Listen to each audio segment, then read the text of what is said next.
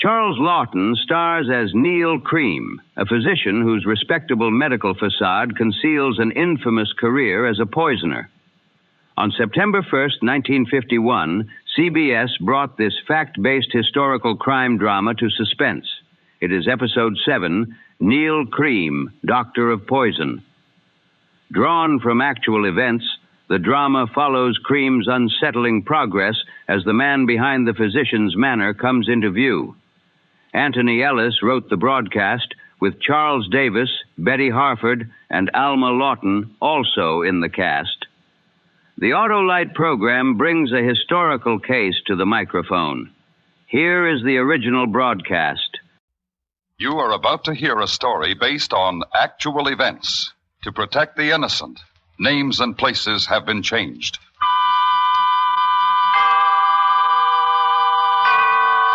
Autolite and its 96,000 dealers bring you Mr. Charles Lawton in a story taken from life. Tonight's presentation of Suspense.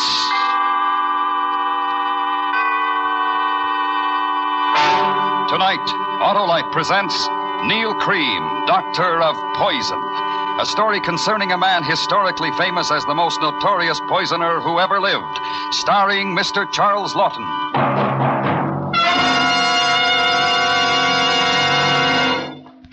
Hello, Harlow. Well, hi, Hap. Boy, you just can't beat the system, can you? What system? Why, the electrical system of your Autolite-equipped car. And it works for you every time you press the starter button, blow your horn, light your lights, or use your radio or heater. Harlow, you mean Autolite makes coils, distributors, and all the other important units that make up the complete electrical system? They sure do, Hap, with all units and their thousands of component parts related like a team by Autolite engineering design and manufacturing skill to give you the smoothest performance money can buy. Harlow, even I couldn't improve on that. Thank you, Hap. So, friends, because the electrical system is so important to the smooth and efficient operation of your car, treat your car to a periodic checkup. See your car dealer or visit your nearest authorized Autolite service station listed in the classified section of your telephone directory. Or call Western Union by number and ask for Operator 25. She will quickly tell you the address of the authorized Autolite service station nearest you. And remember, from bumper to tail light, you're always right with Autolite. And now, with Neal Cream, Doctor of Poison, and the performance of Mr. Charles Lawton, Autolite hopes once again to keep you in suspense.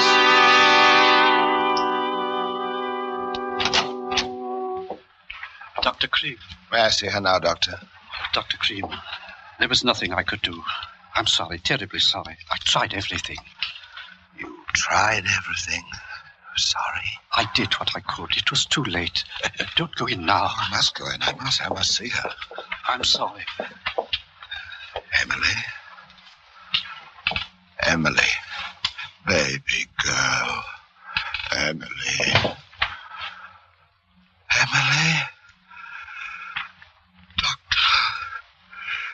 My wife's dead. Come away. I'll attend to things. You don't understand. She's dead. I wasn't with her. I didn't know Emily, my love, my little girl. Dr. Cream, please, get up. No. She can't be my life. Emily.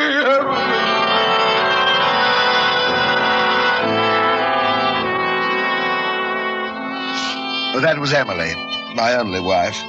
She left me a widower with an income of £400 a year. It's rather extraordinary how long it took her to die. To look at the girl, you'd never have thought it. She was thin and sickly, but in possession of what must have been the constitution of an ox. I'd been poisoning her steadily for 6 months and expected her certainly to die within 3. It was a case history for the medical journal.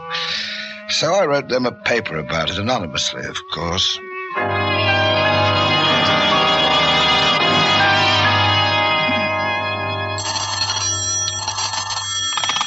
Inspector Waring.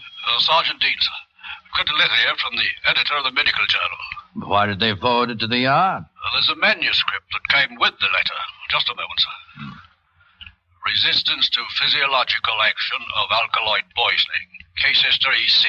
Quite anonymous. Oh, what's the matter with that? The medical journal people seem to feel that the man who wrote it did the job, too. Put it on my desk. I'll be there in half an hour. Right, sir.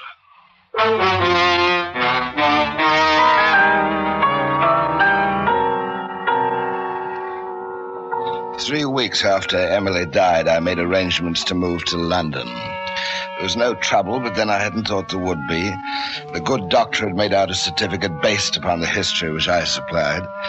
I had decided upon a refined intestinal disorder which bore a magnificent Latin name and closely paralleled the symptoms brought about by the poison administered. So much for the late and unlamented Emily Cream.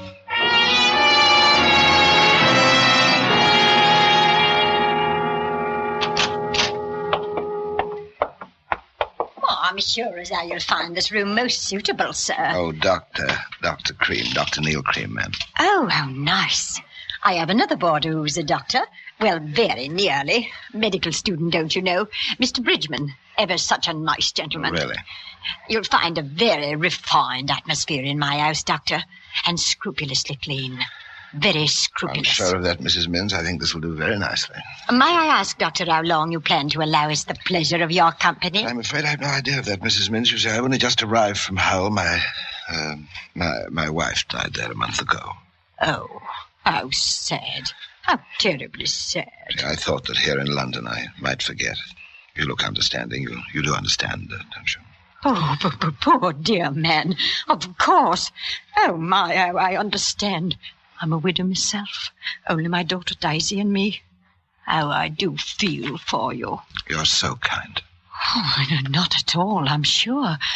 You will join us for tea, won't you? Oh, I should be delighted. Thank you so much.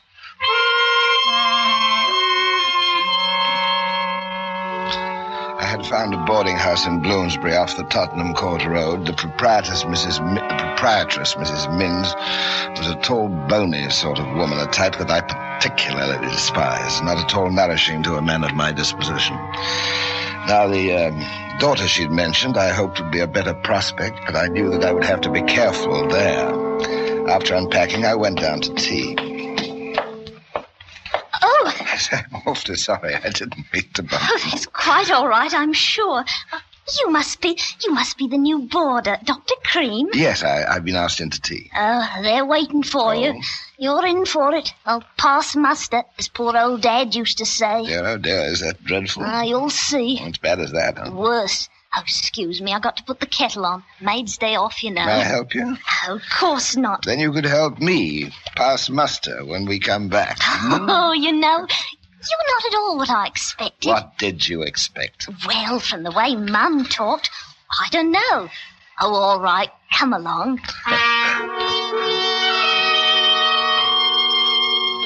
Daisy Minns was not a beauty by any means, but there was a spark, an honesty, good humor that I found most enjoyable. We got on famously, but it was too soon to think about Daisy. Perhaps later.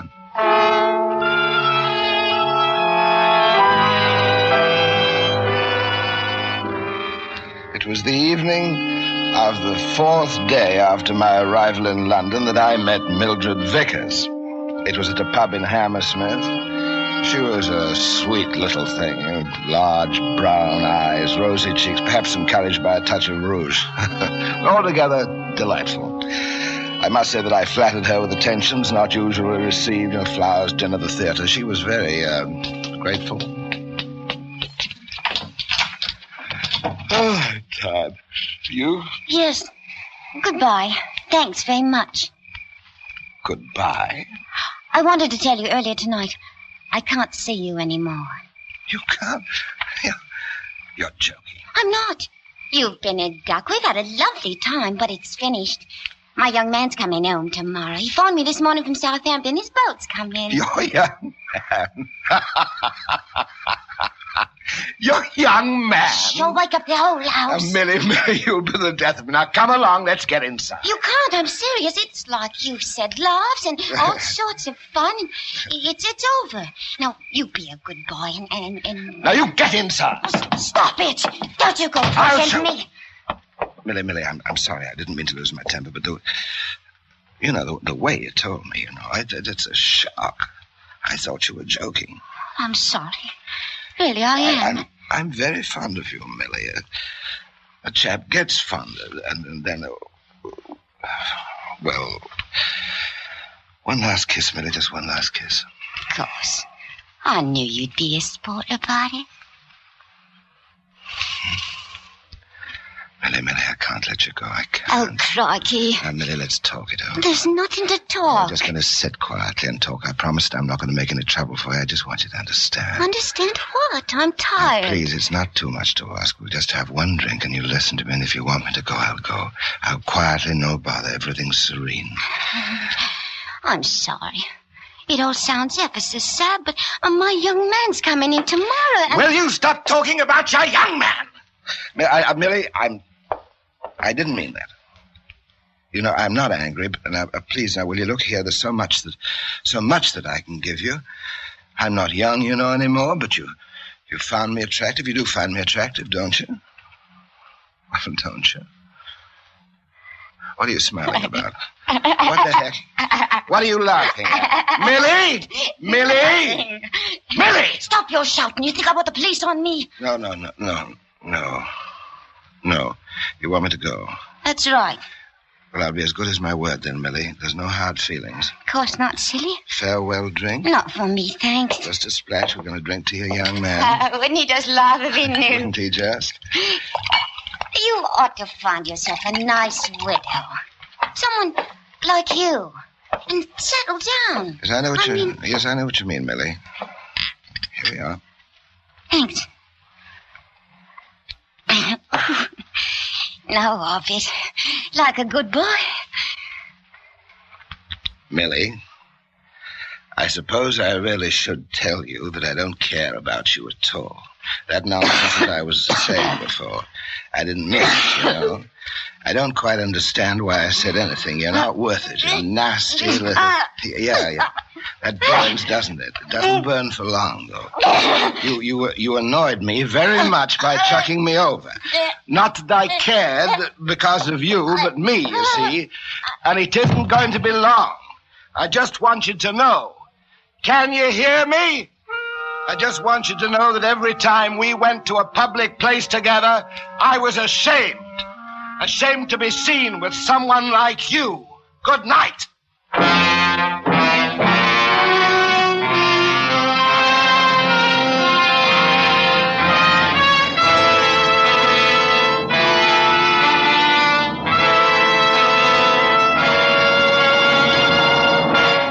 Autolite is bringing you Mr. Charles Lawton in Neal Cream, Doctor of Poison. Tonight's production in radio's outstanding theater of thrills, Suspense.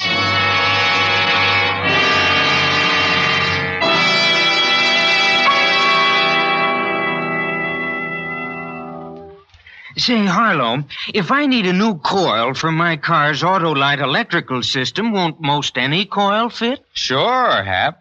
And white shoelaces fit black shoes. But they don't match. Right you are, Hap. But every part in the Autolite electrical system does match perfectly with every other part to give your car the smoothest performance money can buy. You mean the Autolite coil, distributor, generator, they're all related? You bet they are, Hap, because the units that make up the complete Autolite electrical system and their thousands of component parts are all related by Autolite engineering design and manufacturing skill and are used as original factory equipment on many leading makes of our finest cars, trucks, and tractors. Well, that's good enough for me, Harlow. So, friends, take a tip from me and specify Autolite original factory parts when replacements are needed for your Autolite-equipped car. You'll find it pays because you're always right with Autolite. And now, Autolite brings back to our Hollywood soundstage Mr. Charles Lawton in Elliot Lewis's production of Neal Cream, Doctor of Poison. A dramatic report well calculated to keep you in suspense.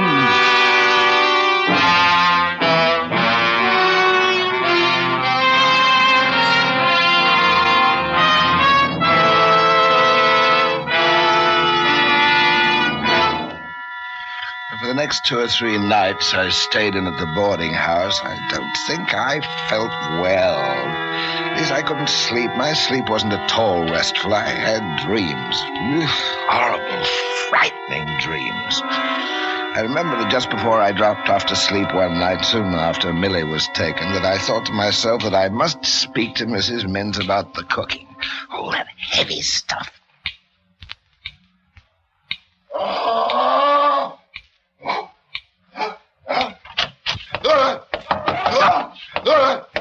Dr. Cream!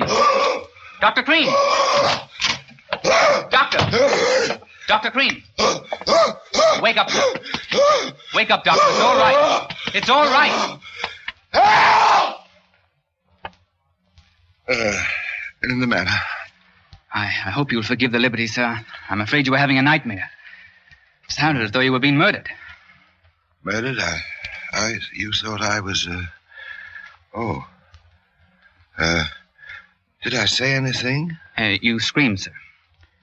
Oh, is that all? It sounded... Well, I'm awfully sorry. That's quite all right. It's very good of you to be concerned. You're that young medical student Mrs. Minns told me about, aren't you, Mr. Bridgman, sir. Yeah, that's right, Bridgman. We should have a chat one day soon. Lunch, perhaps. You specializing? I haven't made up my mind yet, Doctor. Good. Lots of time for that, hmm? Yes. Well, I think I'd better go back to bed. I ought to sorry to have troubled you. Not at all, sir. Good night. Good night. I wonder, is he lying? Did I say something? Did he hear it? I wonder. Blast!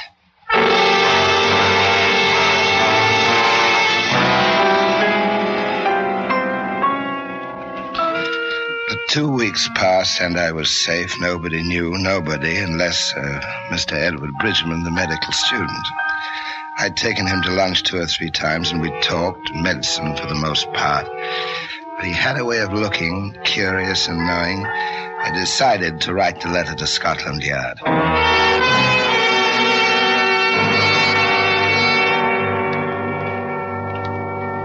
Commissioner, Inspector Waring here. I think we've got something more on that poison case in Hull and Millie Vickers. Yes, a letter. It says, to whom it may concern, I have information which can lead to the arrest of the person responsible for the murder of Millie Vickers in Hammersmith. Is it worth £3,000? If so, leave the money at the pillar box on the corner of Kensington and Earl's Court Road. Plain wrapping paper will do. And it's signed A. O'Brien, private detective. Yes, sir. Yes, we'll see to it straight away.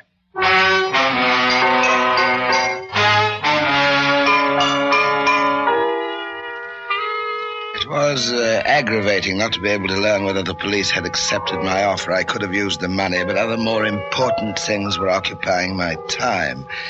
Mr. Bridgman. I loathe bright young men, and I had a feeling that he was watching me cleverly and carefully. I had to put a stop to that. He knew that was certain, and so I took to following him. As far as I could make out, he didn't voice his suspicions to the police, but there was a girl. He met her from time to time, and one day when they were having tea together, I think he saw me. Because from where I stood outside the tea shop, I saw Mr. Bridgman lean across the table and talk rapidly to his sweetheart, and that would have to be taken care of. It was. A week later. I beg your pardon. Oh, yes? Now, you must think me awfully rude, but aren't you Edward Bridgman's young lady? Why, yes, but I don't believe No, we haven't met. Oh. Edward's told me so much about you, though. I saw you together as I went by on the bus last week. You were coming out of a tea shop. That's right, in Oxford Street. Yes. Now, look here. Mm-hmm. I've wanted to meet you for a long time to talk about Edward. Oh? Well, I mean, you're going together, and I saw... I suppose so, in a way. Exactly.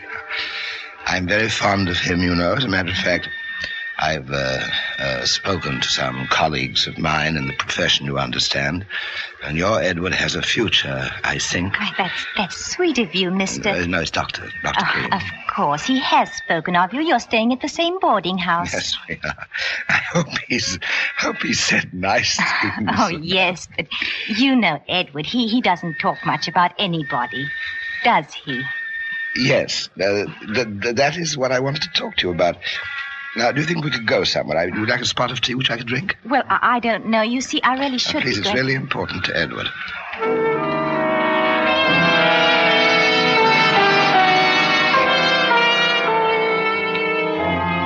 Clever little devil, but a rotten actress. You know Edward, he doesn't talk much about anybody. Does he? Because I could see through our plan perfectly well. Trap me into an admission of guilt and then call the police, but I was ready for that. Well, it was a little sad. I didn't even know her name. She had a pretty face. And a pretty figure. No name. Just Mr. Bridgman's young lady. It was dark when we walked along the quiet road leading to our house. I'd been the perfect gentleman and had escorted her home. She died behind a hedge. Convulsively, but within 3 minutes. I made sure that there was no outcry, nobody heard, nobody saw, and nobody cared except perhaps for a medical student.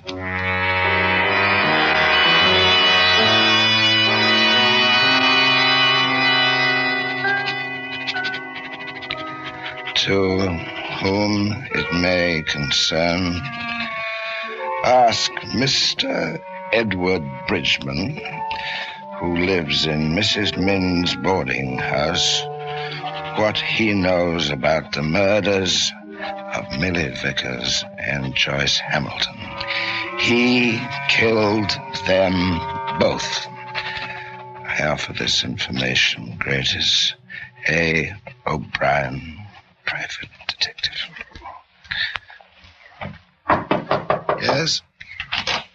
Evening, Dr. Cream. Hello, Daisy. Come in for a chat, or is it a sore throat? Neither. Mum asked me to ask you something. Oh. She wonders how long you'll be staying. Well, I'm perfectly happy. I hadn't thought of moving. Why? I don't know. Mum didn't say. I'll tell her what you said. Daisy, just a minute. Close the door like a good girl. I want to talk to you. Gentlemen lodgers' doors must be kept open when receiving female company. Drat that notice. I've read it, too, and I just closed the door and don't be silly. Daisy, come here. Have you read about the murders, the poisoner? Oh, who hasn't? What do you think? Well, I don't. But Mum says he's one of those, you know. Hey, shall I tell you a secret? What? You won't tell. Of course not. What? I think I know who the murderer is. Really? Have you told the police? Well, yes. I wrote them a letter. I told them who it was. No. Who? Come here. Edward Bridgman. Oh, you're pulling my leg. Very pretty leg, Daisy, but I'm not. Well, how do you know? I know it's Dottie. I know. I do. Oh, Dr. Cream, you are the one. Oh, I should know better than to listen to you, always joking. Well, I've got to go downstairs now. Mum will be wondering. Ta-ta. Daisy, wait. I've got to tell you something.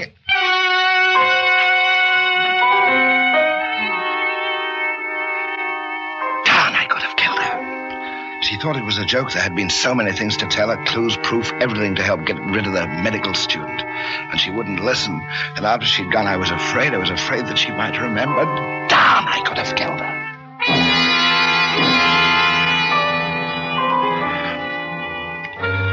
It was Saturday, 2 days after I'd posted the letter to Scotland Yard. I thought I'd take a walk to Hyde Park and was leaving my room to go downstairs when the front door bell rang. Good afternoon, gentlemen. Mrs. Minn? Yes. We're from Scotland Yard. Police? I should like to have a word with a Mr. Edward Bridgman. Does he live here? Yes. Won't you come in? Is anything wrong? Is he at home? It's in the drawing room, I think. Shall I call him? Yes, if you don't mind. Not at all, I'm sure.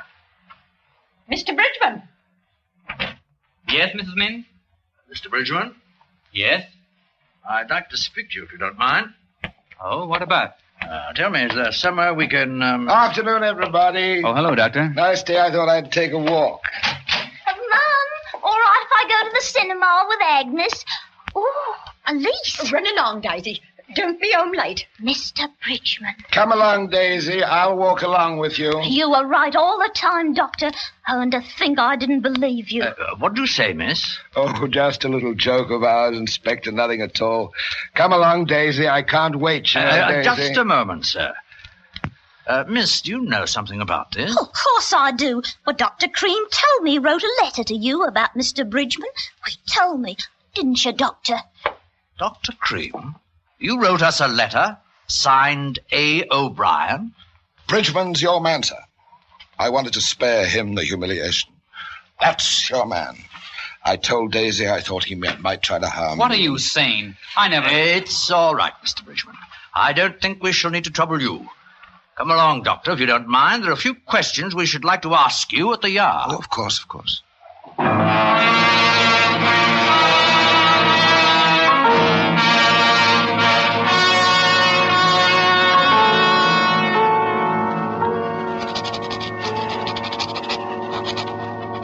Having set down this case history, my own, let the judge and all responsible for my unfair trial be warned that death will come to them from an unseen agency. What I did in honor and right. No human power has the right to condemn me. Those that died because of their own misdeeds. I have been merely the instrument of justice. For this, I cannot hang. Neal Cream, M.D.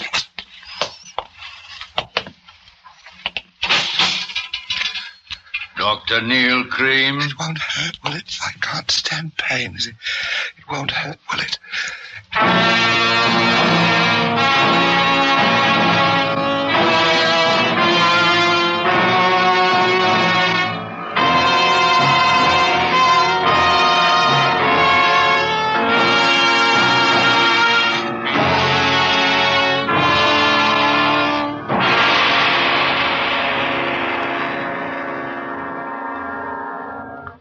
Suspense. Presented by Autolite. Tonight's star, Mr. Charles Laughton. Friends, this is Harlow Wilcox again to remind you that Autolite is the world's largest independent manufacturer of automotive electrical equipment. In 28 plants from coast to coast, Autolite makes over 400 products for cars, trucks, planes, and boats. These include complete electrical systems used as original factory equipment on many leading makes of our finest cars. Ignition-engineered Autolite standard and resistor-type spark plugs. Autolite batteries, including the famous Autolite Stay Full battery. Electric windshield wipers, fuel pumps, speedometers, and many more. All are backed by constant Autolite research and are precision-built to assure long dependability. So remember, from bumper to tail light, you're always right with Autolite.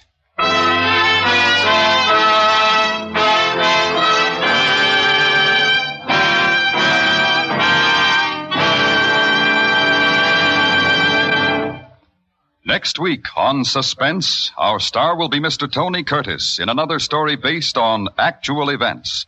A dramatic report concerning the bribes offered and taken by college athletes. A story we call The McKay College Basketball Scandal. In weeks to come, we shall also present Miss Jean Crane and other stars, all on Suspense. Neal Cream, Doctor of Poison, was written for Suspense by Antony Ellis.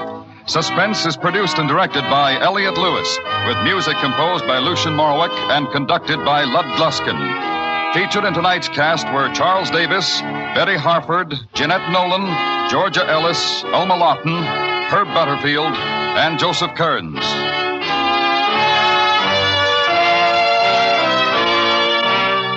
Charles Laughton may be seen in the fall tour of the first drama quartet presentation of the dream sequence of Man and Superman by Bernard Shaw. And remember, next week on Suspense, Mr. Tony Curtis in another story based on actual events. A dramatic report we call The McKay College Basketball Scandal.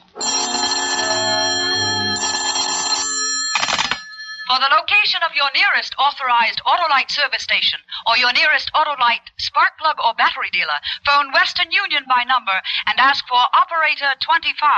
Switch to Autolite. Good night. This is the CBS Radio Network.